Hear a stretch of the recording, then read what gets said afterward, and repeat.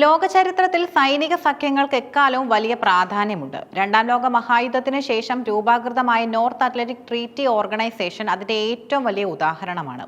ഒരാളെ തൊട്ടാൽ എല്ലാവരും ചേർന്ന് തിരിച്ചടിക്കുമെന്ന കൂട്ടായ പ്രതിരോധ തത്വമാണ് നാറ്റോയെ ലോകത്തിലെ ഏറ്റവും വലിയ ശക്തിയായി മാറ്റിയത്. ഇതിന് സമാനമായി മുസ്ലിം ഭൂരിപക്ഷ രാജ്യങ്ങൾ ഒന്നു ചേർന്ന് ഒരു സൈനിക സഖ്യം രൂപീകരിക്കുക എന്ന ആശയമാണ് ഇസ്ലാമിക നാറ്റോ എന്ന പേരിൽ അറിയപ്പെടുന്നത്. സൗദി അറേബ്യ, പാകിസ്ഥാൻ, തുർക്കി എന്നീ രാജ്യങ്ങൾ മുൻകൈ എടുക്കുന്ന ഈ നീക്കം കേവലം ഒരു സൈനിക സഖ്യം എന്നതിലുപരി വലിയ രാഷ്ട്രീയ മാനങ്ങളുള്ള ഒന്നാണ്. 1949 സ്ഥാപിതമായ നാറ്റോ ഇന്ന് 32 രാജ്യങ്ങളുടെ കരുത്തായി മാറിയിരിക്കുന്നു. ഫിൻലാൻഡും സ്വീഡനും കൂടി ചേർന്നതോടെ യൂറോപ്പിലെ ഏറ്റവും വലിയ പ്രതിരോധ കവചമായി അത് മാറി.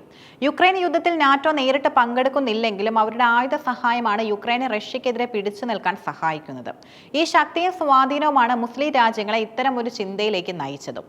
ലോകത്തിലെ പല ചെറിയ ഇസ്ലാമിക രാജ്യങ്ങളും ആഭ്യന്തര കലാപങ്ങളാലും അയൽ രാജ്യങ്ങളുടെ ഭീഷണിയാലും തകർച്ചയുടെ വക്കിലാണ്.